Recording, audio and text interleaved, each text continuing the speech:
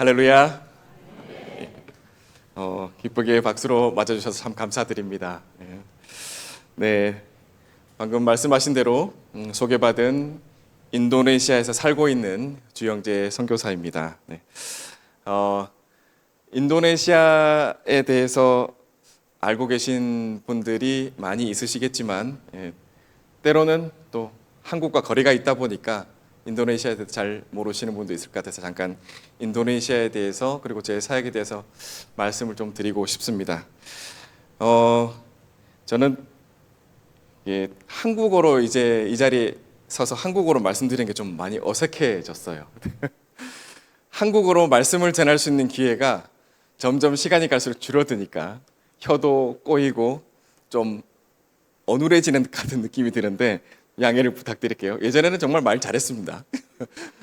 말씀도 잘 전하고 그랬는데 인도네시아에 있다 보니 늘 일상에 쓰는 언어가 인도네시아 말을 쓰고 인도네시아어로 학생들을 가르치고 인도네시아어로 현지 목회자들을 양육하고 또 훈련을 시키다 보니 어떻게든지 한국어를 쓸 수 있는 기회가 이렇게 만들려고 해도 잘 안 만들어지는 거예요. 그렇다 보니 자연적으로 어눌해집니다. 아무래도 쓰는 단어의 양도 줄어들다 보니 이제는 질문을 받으면 약간 머뭇거리게 되는 그런 상황도 생기게 됩니다. 혹시 PPT가 준비가 되셨나요? 좀 부탁드리겠습니다.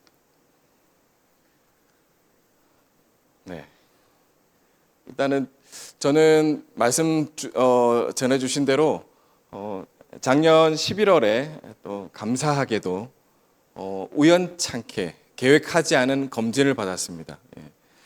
전혀 이제 작년 9월 달에 선교 보고차 들어왔다가 그냥 아는 의사 선생님께 찾아가서 링거나 좀 놔주십시오. 몸이 좀 많이 허전합니다.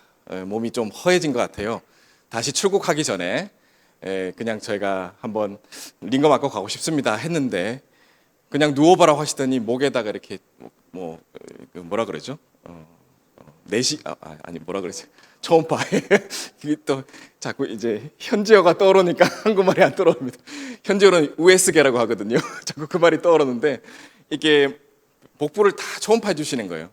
다 괜찮네요 하다가 목에 딱 손을 댔는데 목에 뭐가 보입니다. 검사가 좀 더 필요하겠네요. 추가 검사를 받았더니 목에 갑상선에 이제 암처럼 보이는 게 있는데 추가 검사를 하니까 암이라고 나왔고 선생님 판단대로 이거는 꼭 지금 수술하지 않으면 안 되겠다 하셔서 작년 11월 달에 다시 한국에 들어와서 수술을 받고 회복하고 나갔던 차에 이제 6개월이 되어서 건강검진을 받아야 돼서 잠깐 들어왔는데 담임 목사님과 연락이 돼서 다시 나가기 전에 한번 꼭 들러달라 부탁하셔서 저야 너무 감사하죠. 이렇게 불러주시고 여러분 성도님들 만날 수 있고 또 말씀을 전하고 또 보고를 드릴 수 있는 것이 저에게 참 영광으로 생각합니다. 그래서 너무 불러주셔서 감사드리고요.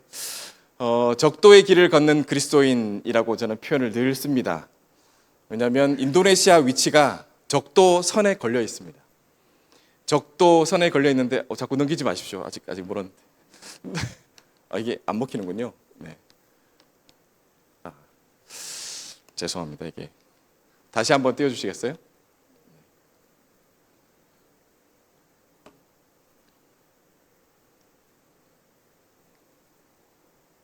다시 PPT 하면 처음으로 한번 다시 부탁드리겠습니다.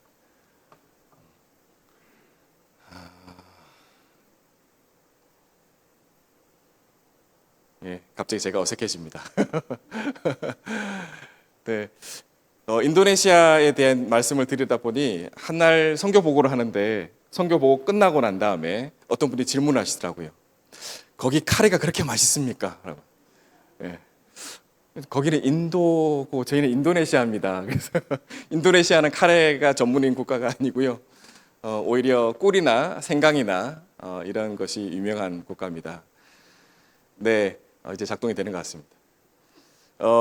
적도에 걸려 있는 이 인도네시아가 적도 선으로 위아래로 이렇게 걸려 있습니다. 그래서 적도의 길을 걷고 있는 그리스도인의 그런 모토를 가지고 살고 있고요.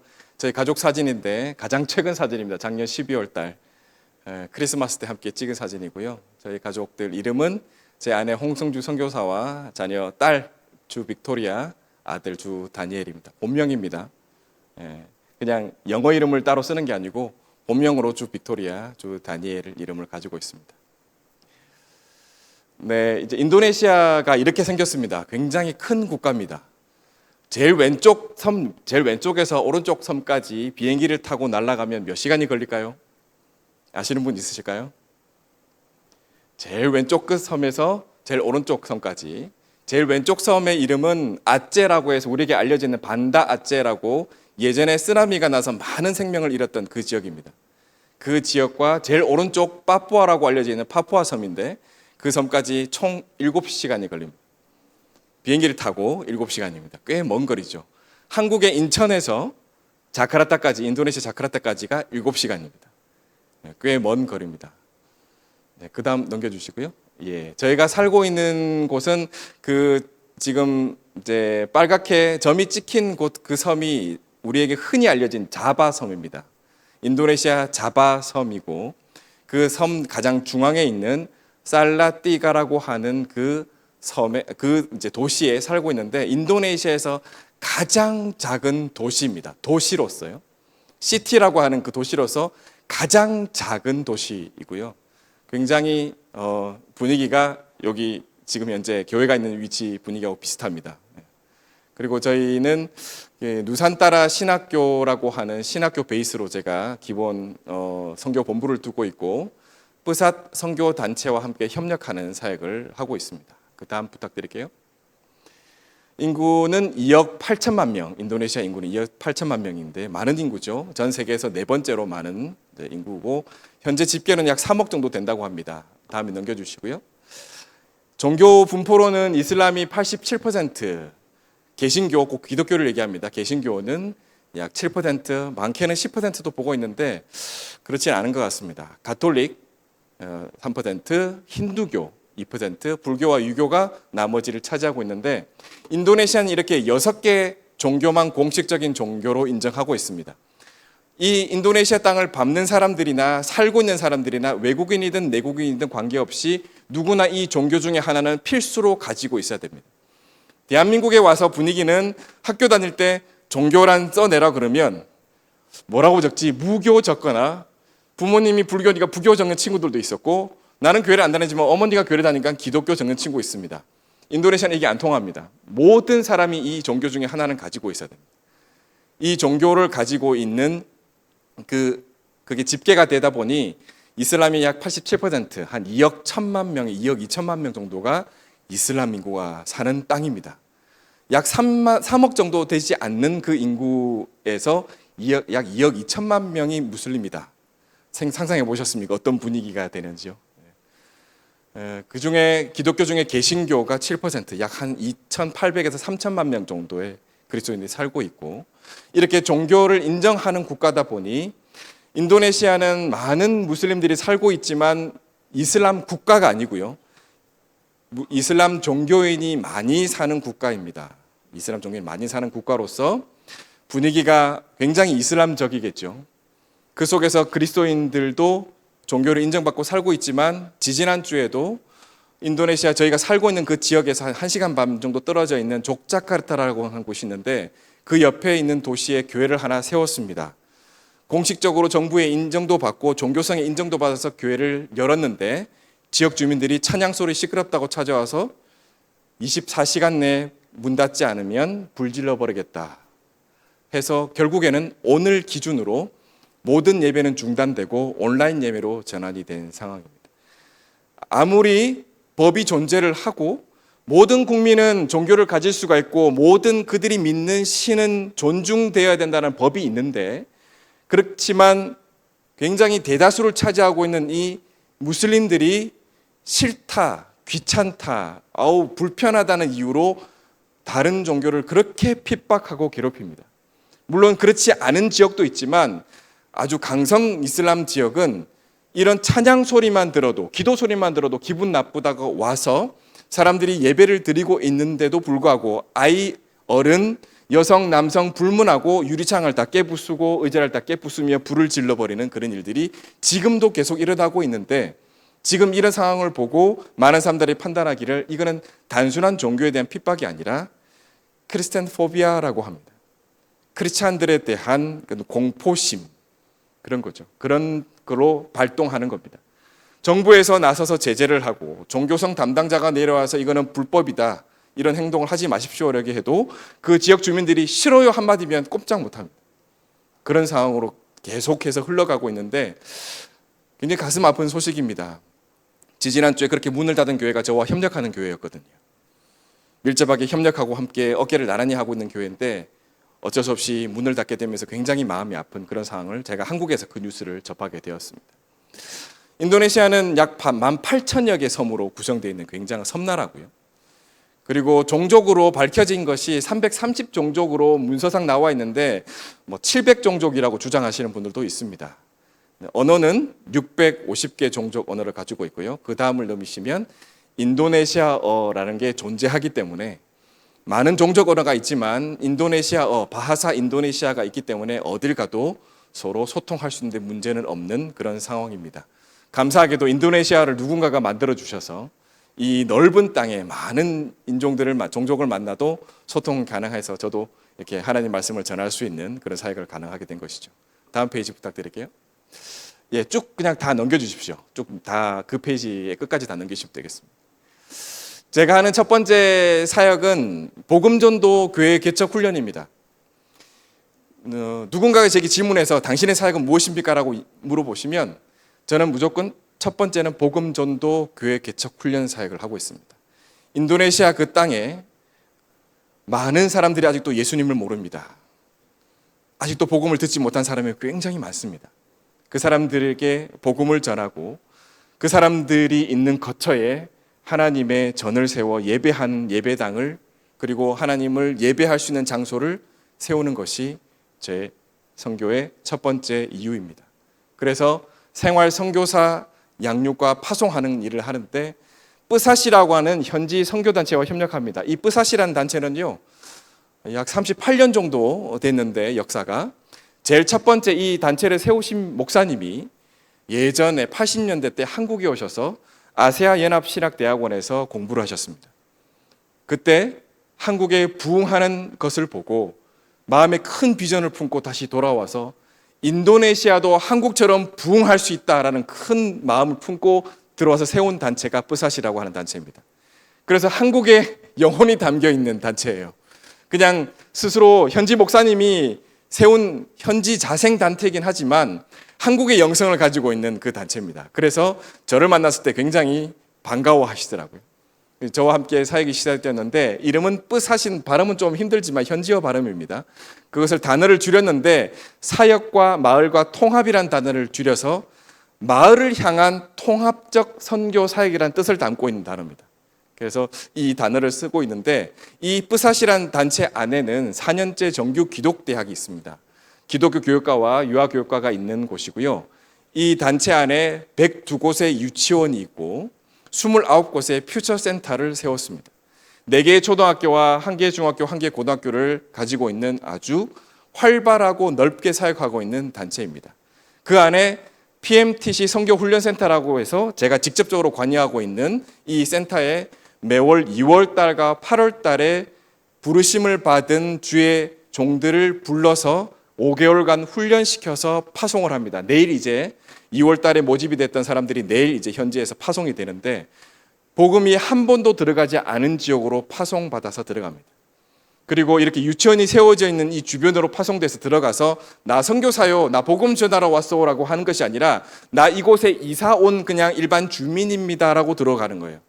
그래서 그 안에서 살면서 소일 거를 찾습니다. 농사를 짓든지 아니면 머리를 깎는 이발사로 들어가든지 아니면 어떤 음식을 만들어 파는 그런 사람으로 가든지 물건을 떼와서 파는 그런 중간 상인으로, 작은 상인으로 가든지 이런 신분으로 들어가서 그들과 함께 삶을 공유하고 관계를 맺으면서 이때다 싶을 때 복음을 전하는 그런 생활 선교사의 형태로 들어가는 그 훈련을 저희가 지금 하고 있습니다. 그게 이제 뿌산 내 PMTC 선교센터에서 진행하고 있는 사역이고요. 이들을 그냥 파송하고 끝나는 것이 아니라 약 3년 정도 저희가 멘토링으로 어떻게 하면 그곳에 잘 정착할 수 있는지, 그곳에서 펼칠 전략은 무엇이는지, 현재까지 몇 명과 서로 관계를 맺었고 그 사람의 여러 가지 사항들을 잘 받고 있는지, 언제쯤 이들에게 복음을 전할지 계속해서 멘토링을 하는 것이 저희 현재 사역의 임무입니다. 뭐 이제 신학생들 현재 졸업하는 사진이고요. 그다음 사진, 내일 말씀드렸던 내일 파송되는 친구들을 저렇게 파송식을 이렇게 진행을 합니다. 파송 지난 기수에 파송받은 친구들이 사진에 나오고 있습니다. 네, 계속 넘겨주시면 됩니다. 마을이 주요 사역이 되는 그 지역이라고 했는데 표현상 아까 뿌삿이라는 의미가 마을을 향한 통합적인 사역이라고 말씀드렸는데 왜 마을이 주요 사역이냐 하면 인도네시아는 구성이 전체 땅의 약 70%가 마을 단위 구성입니다. 한마디로 한국말로 하면 시골 촌락 구성입니다. 우리가 알고 있는 그냥 도시 개념만 있는 것이 아니고요. 70%가 마을 단위 구성이다 보니까 이 마을 속에 사는 사람들이 여러 가지 어떤 복지 혜택을 받지 못해요. 아이들 교육이라든지 의료적인 혜택이라든지 많은 혜택을 받지 못하는데 이 마을이 구성되어 있는 것이 약 8만 6천 개의 마을인데 그 중에서 4만여 개의 마을이 아직 복음을 듣지 못한 마을입니다. 굉장한 마을이죠. 약 절반 정도가 아직 예수님의 복음을 한 번도 경험하거나 들어보지 못한 것이고 이 마을에 사는 131개의 종족이 예수님을 모를 뿐만 아니라 들어보지도 않았고 그곳에 교회가 세워진 경험도 없는 곳입니다. 그래서 저희는 이 4만 개의 마을, 131개의 미전도 종족에게 포커스를 두고 계속해서 복음전도 훈련, 교회 개척 훈련, 양육을 시켜서 파송하고 있는 그 사역을 감당하고 있는 것입니다. 이곳은 교육과 문화, 의료 등 기초적인 삶이 전혀 보장되지 않는 곳이기 때문에 저희들이 그곳에 들어가서 그들과 함께 살면서 이 서비스를 제공함과 동시에 복음을 전하는 것이죠. 그리고 유치원을 세워서 아무런 교육 환경이 되지 않는 곳에 유치원을 세우면 그들 자녀들이 유치원이 없기 때문에 저희가 세운 유치원을 옵니다. 100% 무슬림이지만 기독교 유치원을 세워도 옵니다. 인도네시아 분위기가 좀 어떠냐면 우리 자녀가 좋은 교육 환경으로 가서 교육을 받고 싶은데 그곳이 타 종교라 하더라도 보내는 것이 인도네시아 분위기입니다. 그리고 들어갈 때 모든 부모님에게 서명을 받습니다. 우리는 기독교식 교육 방식이며 성경을 읽고 예배를 드리는 것에 동의하십시오. 그렇게 해야 들어올 수 있습니다. 다 동의합니다. 다 동의해서 유치원이나 초중고등학교를 그렇게 다닙니다. 그렇게 다녀서 졸업하고 난 다음에 그 자녀가 끝까지 신앙을 고수해 나갈지 아니면 정말 하나님의 사람으로 거듭날지는 저희들이 계속 씨앗을 뿌리는 거죠. 그 과정 속에. 그런 방법으로 접근해 갑니다. 처음부터 계속 예수를 믿으시오. 예수님이 구원자입니다라고 얘기하면 당장 종교성에 신고합니다. 이거 없애주십시오. 신고하게 돼 있기 때문에 그 지역과 땅, 그 문화에 맞게끔 저희가 접근하고 있는 방법을 사용하고 있는 것이죠. 그래서 저희는 그곳에 유치원을 세우고 퓨처센터라고 하는 거는 한국의 지역센터, 지역 아동센터 같은 그런 분위기입니다. 그곳에 아이들을 모아서 공부를 가르치고 리더십 양육을 하면서 또 의료적인 혜택을 주면서 아이들에게 성경을 가르치고 말씀을 익히도록 하는 그 접근 방법을 쓰고 있고요. 이곳으로 저희는 훈련받은 생활 선교사를 보내는 것입니다. 다음 넘어가시고요. 지금 현재 인도네시아 그 넓은 땅에 빨간 점이 있는 곳에 유치원과 학교가 그리고 퓨처센터가 있는 곳입니다. 우리 하천교회가 저를 위해 기도해 주시면서 응원을 보내주시는데 그것이 이렇게 넓게 사용되고 있습니다. 저는 자바섬 중앙에 살고 있고 이 뿌삿단체와 협력하고 있지만 여러분께서 보내주시는 많은 기도와 응원이 인도네시아 전역에 이렇게 퍼지고 있다는 증거입니다. 그냥 제가 세웠던 어느 작은 학교, 작은 센터에서만 이렇게 사용되고 쓰여지는 것이 아니라 여러분께서 보내주시는 그 많은 기도와 응원이 인도네시아 전역에 많은 무슬림들 가운데 한 번도 예수님을 들어보지 못한 지역으로 들어가서 그 기도 소리가 울려 퍼지고 있는 것입니다. 얼마나 감격스럽고 감사한 일입니까? 저는 그렇게 해서 우리 하천교회와 함께 연결되고 이렇게 뜨겁게 기도해 주시고 날마다 기도해 주시고 부르짖어 주시는 우리 성도님들이 계셔서 너무나도 힘이 되고 용기가 납니다. 그 역사를 통해서 인도네시아 이 전역에 빨간 점이 있는 곳에 그 유치원이 있는 그 지역으로 퓨처센터가 있는 그 지역으로 학교가 있는 지역으로 여러분의 기도가 전달될 줄 믿습니다. 그래서 분명히 그 땅을 주변으로 해서 역사가 나타날 줄 믿습니다. 많은 주의 종들이 사역하고 있습니다. 약 500여 명 정도가 그곳에 선생님으로 사역자로 있으면서 함께 사역하고 있습니다. 굉장한 규모지요. 그냥 저는 꿈이 그냥 요만큼 되지 않고 꿈이 굉장히 커서 이런 큰 단체와 함께 협력하고 계속해서 그 비전을 펼쳐나가고 있는 중입니다. 다음 페이지 부탁드릴게요. 이 페이지는 이제 선교 사역하는 거 이후에 인도네시아에도 기독교인이 있다 그랬습니다. 인도네시아에도 기독교인들이 있는데 이 기독교인들이 살아가는 환경이 굉장히 어렵습니다. 굉장히 외롭기도 할 뿐만 아니라 물질적으로나 환경적으로도 계속 도움을 받지 못하는 상황 속에 있기 때문에 제2세들의 양육이 굉장히 어렵습니다. 이미 기성세대는 계속 그대로 믿음을, 신앙을 유지하며 갈 수 있지만 지금 제 다음 세대는 계속해서 양육이 필요하고 지원이 필요한데 그 아이들을 위한 어떤 성경 양육이라든지 말씀 양육이라든지 어떤 교육의 부재가 심각한 거거든요. 그래서 저는 저희 팀들과 함께 지역 교회, 지역 학교에 찾아가서 성경 읽기 캠프를 열고 있습니다. 지금 보시는 영상이 어느 지역에 있는 한 좀 규모가 큰 교회인데 아이들이 한 200명 모였습니다. 그래서 한국의 높은 뜻 하늘교회에서 와서 이 성경 캠프를 열어주셨거든요. 이 캠프를 여는 장면을 그냥 이제 클립 영상으로 이렇게 만들었는데 이렇게 지금 잠깐 보고 계십니다. 이게 이름이 원더풀 스토리라고 하는 성경 캠프입니다. 원더풀 스토리라고 하는 성경책이 있는데요. 저희가 베트남 선교사님이 만드신 성경책을 인도네시아에 가져와서 인도네시아 말로 번역하고 아주 예쁘고 재미난 그림 성경책으로 만들어서 아이들에게 이런 성경 캠프를 열고 성경을 어떻게 하면 읽을지 하루 종일 캠프하는 것입니다. 이렇게 성경책을 지금 읽고 있죠. 읽고 있는 책이 원더풀 스토리 성경책인데 이 책을 읽고 난 이후에 이 캠프가 다 마치면 아이들에게 이 책을 그냥 그대로 선물로 줍니다. 신구약 성경 한 세트가 미화 달러 10달러거든요. 이 10달러를 저희가 모금이 되면 그것을 모아놨다가 한 번에 2,000권, 3,000권씩 이렇게 인쇄를 하고 그것을 가지고 현지 교회에 캠프할 때마다 가지고 가서 캠프 이후에 이 성경책을 지불합니다. 그냥 막 뿌리는 게 아니고요. 캠프를 하는 이유는 이 성경책을 이렇게 읽어야 됩니다라고 하면서 캠프를 하고 성경책을 전달합니다. 이걸 전달하고 친구들이 집에 가져가면 인도네시아에 있는 집 환경을 여러분께서 보실 기회가 없으시지만 들어가면 집에 책이 하나도 없습니다. 책꽂이도 없습니다. 그런데 이 친구들이 원더풀 스토리 성경책을 딱 가지고 가서 집에 꽂아 놓으면 온 가족이 그 책을 다 읽는 거죠. 한마디로 하나님의 말씀을 다 읽는 겁니다. 심지어는 저기에 크리스찬 친구들 오는 것이 아닙니다. 가나다가 힌두교 친구들도 오고 무슬림 친구들도 옵니다. 작년 8월 달에 했던 한국의 대구에 있는 모 교회에서 와서 성경 캠프를 열었는데 단기팀 사역으로 저 성경 캠프를 열었는데 거기에 총 38명이 참여했는데 한 명만 크리스찬이고 37명이 무슬림이었습니다. 이 무슬림들에게 성경을 어떻게 하면 읽을 것인가 천지창조부터 시작해서 예수님의 구원의 그 역사를 드라마로 보여주고 성경을 같이 읽으면서 성경 퀴즈를 열고 아이들이 선물을 받아가고 마지막에 이 성경책을 가져갔어요. 그럼 이 성경책을 집에 가져가면 어떻게 하겠습니까? 그 친구 책상에 딱 올려놓게 되면 부모님도 동생도 누나도 오빠도 읽으면서 그 성경에 대해서 알게 될 거예요.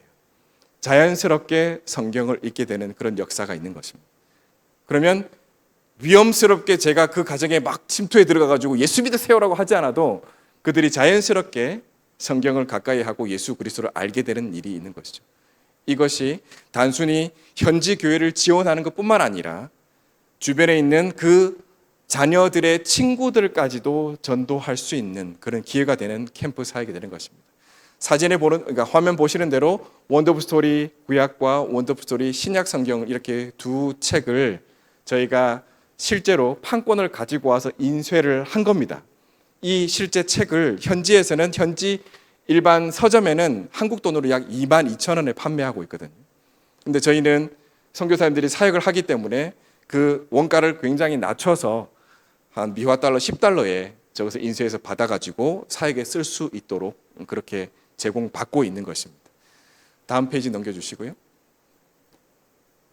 그냥 넘기시면 됩니다. 마지막 페이지인데 제가 품고 있는 비전은 다 넘겨주십시오. 제가 개인적으로 품고 있을 뿐만 아니라 함께 동력하는 사역자들과 품고 있는 비전은 2045년에는 7만 명의 지도자가 나오기를 간절히 바라고 있습니다. 이 7만 명의 지도자.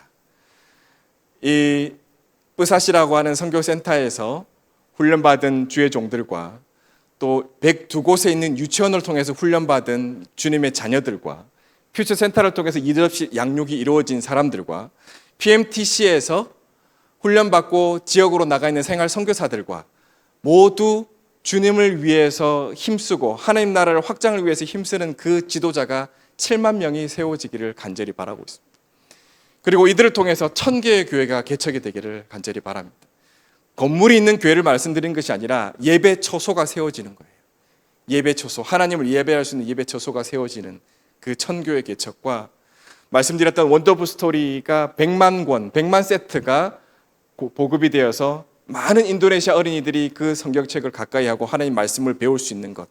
그리고 제가 있는 이곳에서, 제가 있는 그곳에는 그 영역밖에 감당할 수 없지만 각 도시마다 이 사역을 감당할 수 있는 리더들을 세워나간다면 더 원더풀 스토리 캠프 사역이 확장될 것을 저는 믿고 있습니다. 그래서 각 도시별로 이 사역을 감당하는 사람들이 늘어나기를 간절히 바라고 있습니다. 우리 하천교회 성도님들께서도 이 비전을 함께 기억해 주시고, 와, 너무 많은 숫자 아니야? 2045년까지 저는 될 줄 믿습니다. 인도네시아에 많은 크리스찬들이 힘을 얻고 많은 주의 종들이 힘을 얻어서 그 땅으로 가서 부르심 받은 하나님께서 명하신 그 땅으로 가서 그 사역을 감당해 나가는 것, 단순히 제 꿈과 비전이 아니라 온 세계를 향한 하나님의 비전이 되기를 간절히 소망합니다. 실은 제가 예전에 처음에 인도네시아에 선교사로 파송되어 들어갔을 때는 제가 열정이 붙어서 무슬림들을 향한 복음 전도에 대한 특화된 방법이 있습니다. 그냥 우리가 알고 있는 전도하는 그 방법이 아닌 무슬림들의 어떤 철학과 생각을 꿰뚫고 들어갈 수 있는 특화된 방법이 있거든요. 그 방법을 제가 훈련받아서 가슴이 불이 붙기 시작해가지고 코로나 기간인데도 불구하고 시내로 나가고 그 주변으로 나가서 만나는 사람들에게 복음을 전했어요. 복음을 전하고 전하다 보니까 수백 명에게 제가 복음을 전하게 됐는데 그 중에 한 11명이 예수님을 믿게 되었습니다. 약 300여 명에게 복음을 전했는데 11명이 예수님을 믿었어요. 그 중에 4명은 저희 제자가 되어 있습니다. 너무나도 감사한 일이죠. 그 4명의 제자는 가족에게도 쫓겨났습니다. 쫓겨나고도 지금 교회 리더십 현장에 들어가서 그가 양육하고 있거든요. 그 과정 속에 저는 많은 어려움이 있었습니다. 저는 잘 모르지만 복음에 열정이 붙어서 막 전했습니다. 어느 순간 누군가 와서 저기 협박하기 시작하는 거예요. 너 추방당하고 싶어? 왜 우리 땅에서 복음 전하고 있어? 어떤 사람에게 복음 전했더니 멱살을 잡는 거예요. 너 한 번만 더 놀리면 끝날 줄 알아. 이런 협박을 많이 받았습니다. 그러다 보니 인도네시아를 누가 제일 잘하겠어요? 인도네시아 국민들이 인도네시아 말을 제일 잘하겠지 않겠습니까? 아무리 제가 언어를 잘한다고 해도 그들만큼 마음에 심금을 울릴 수 있는 언어를 쓰지 못할 거란 말이에요. 그래서 주님께서 지혜를 주셨습니다. 인도네시아 크리스찬들 중에 주님께서 원하시는 종을 세워서 복음 전하면 되지 않겠냐? 너보다 말 훨씬 더 잘하는데, 너보다 훨씬 더 좋은 말을 써가면서 복음 전할 텐데. 그래서 만나게 된 게 뿌사시라는 단체고 함께 세우게 된 것이 PMTC라는 선교센터를 세우게 되었고, 그들로부터 훈련하여 보낸 그 사람들이, 제가 훈련시켜서 보낸 그 사람들이 저보다 훨씬 더 아름다운 말로 복음을 전할 수 있게 된 것이죠. 그러니까 저는 이제는 협박받고 좀 위험에 처할 그런 상황에서 물러난 상황입니다. 하나님께서 주신 지혜로 이것을 감당했는데, 저는 그 현장을 경험했기 때문에 7만 명의 지도자 가능할 줄 믿습니다. 1000개의 교회가 세워질 줄 또한 믿습니다. 그것이 우리 하천교회 성도들과 함께하면 감당해낼 줄 믿습니다. 너무나 감사드리고요. 오늘도 함께 우리 읽었던 말씀 속에 보면 한 사람의 아주 귀한 종이 나옵니다. 근데 그 귀한 종이 하나님의 사람으로 세워지기 전에 어떤 일이 있었습니까? 너무 잘 알고 있는 말씀인데, 사울이란 자가 예수님을 따르는, 예수님을 믿는 자들을 그렇게 핍박하고 괴롭히고 죽이기까지 했던 자입니다. 가장 큰 사건이 터진 것은 오늘 읽었던 말씀 2절에 보면 스데반 집사의 순교죠. 그걸 주동했던 자가 바로 사울이라는 자입니다. 사울이 주동해서 스데반 집사를 그냥 하늘나라로 보내는 일을 하게 된 거죠. 순교하게 됐습니다. 그 사건 이후로 사람들이 두려움에 떨고 여기저기 사방으로 흩어지게 되었다라고 되었습니다. 그 흩어진 사람들이 예루살렘에서 약 240km 정도 떨어져 있는 다메섹이라는 지역으로 많이 이동을 한 걸로 알고 있습니다. 근데 여기에서 사울은 가만히 있지 않고 이거 봐라, 많이 도망갔네, 잡으러 가자 해서 그가 대제사장들에게 가서 받은 이 서류가 있잖아요. 나 저들을 잡아오리다. 한마디로 영장을 발부받아서 다메섹으로 간 것입니다. 약 2200피트가 되는 그 지역이죠. 그 지역 지대 높이가 환산을 하면 약 700m 정도 됩니다. 해발. 제가 살고 있는 지역이 살라띠가라는 그 지역이 해박이 약 700m 정도 되는 지역입니다. 주변이 화산지대고요. 1년에 한 9개월 정도 한없이 비가 내리는 지역입니다.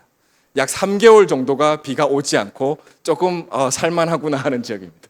인도네시아는 건기와 우기로 나눠지는데 보통 10월부터 3월까지가 이렇게 우기고요. 한 3월 후반기부터 한 8월까지, 9월까지가 이렇게 건기로 지내는데 제가 살고 있는 지역은 지대가 높고 화산지대다 보니까 이제 건기보다 우기가 굉장히 깁니다. 하루 종일 비가 와요. 습도가 95%입니다. 하루 종일 비가 오고 습도가 높은데 그렇다 보니 기온은 조금 낮은 축에 들어갑니다. 지대가 높으니까. 많은 여성분들이 힘들어 하시더라고요.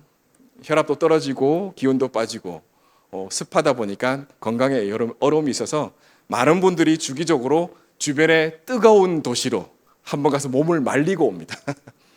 주말에 시간 되면 1박 2일로 그 뜨거운 도시 한 2시간 나가면 뜨거운 도시가 있거든요. 한 37도까지 올라온 도시에 가서 몸을 좀 말리고 다시 돌아오는 그런 걸 반복하는데 다메섹도 아마 그런 도시인 것 같아요.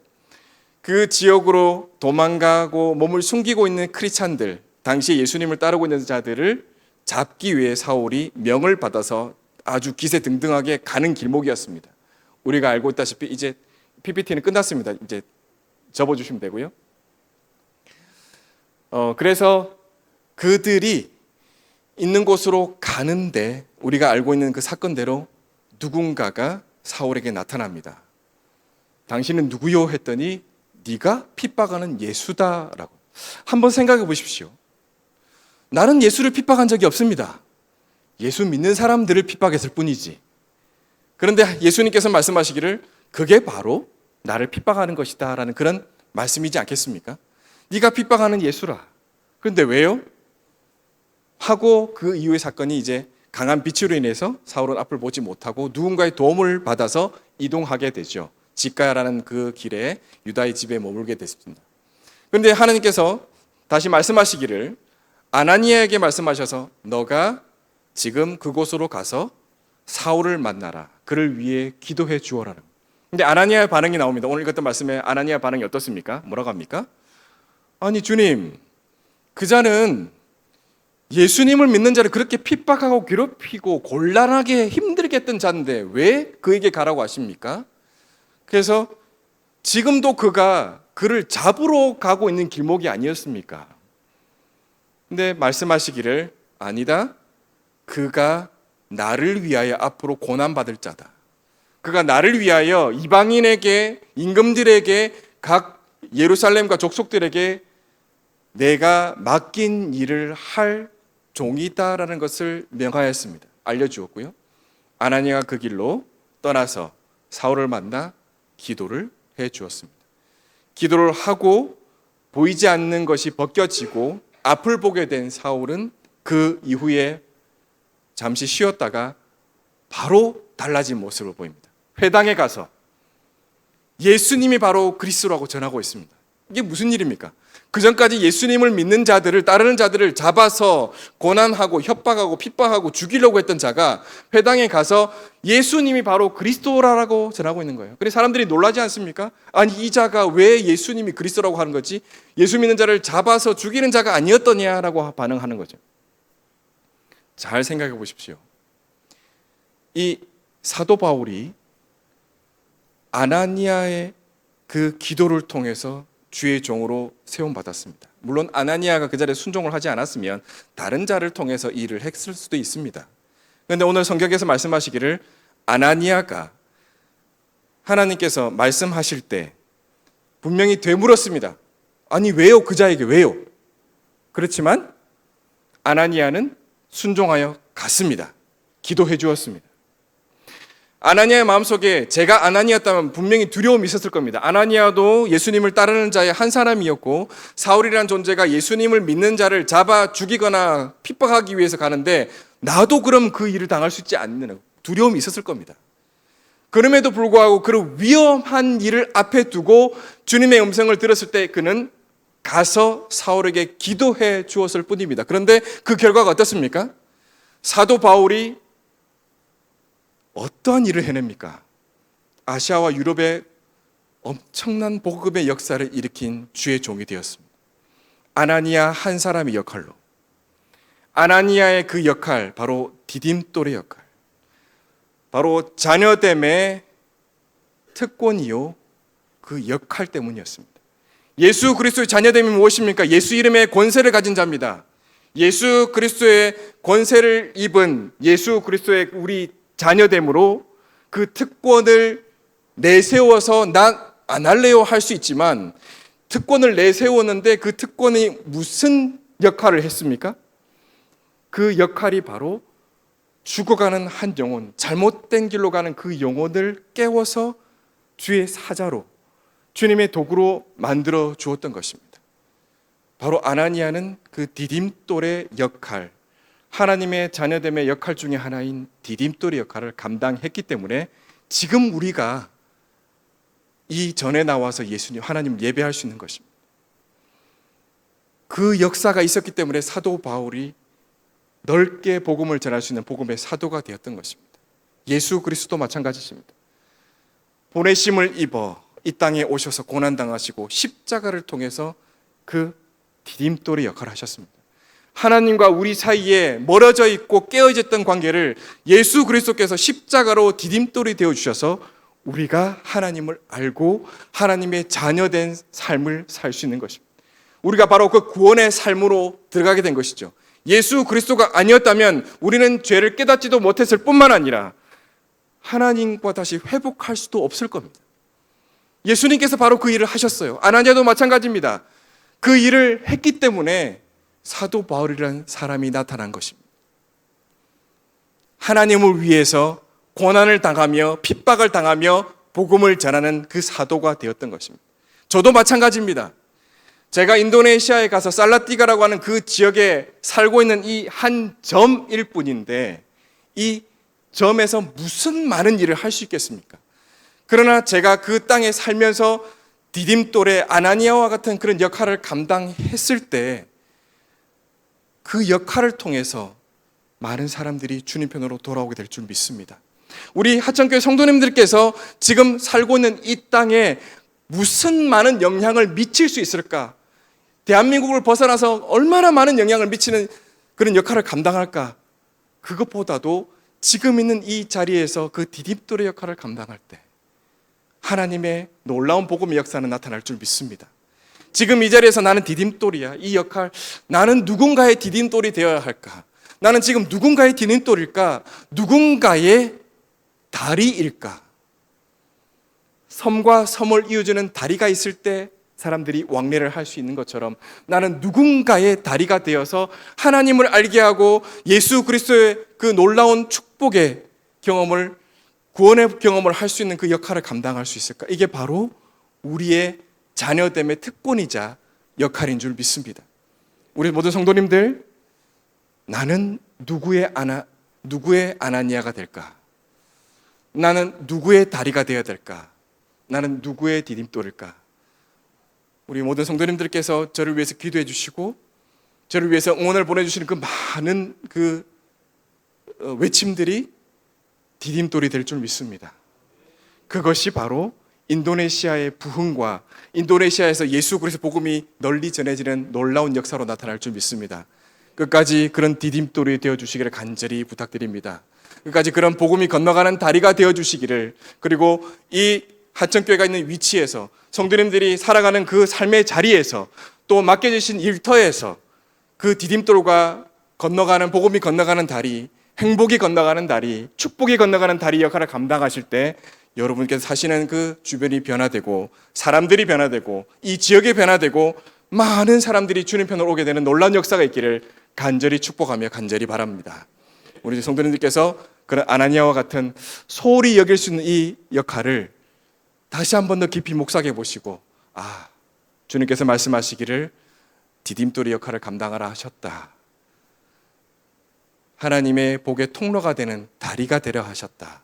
그 말씀을 깊이 기억하시면서 하루하루 살아가시는 우리 귀한 하천교회 성도님 되시기를 예수님의 이름으로 축복합니다. 기도하겠습니다.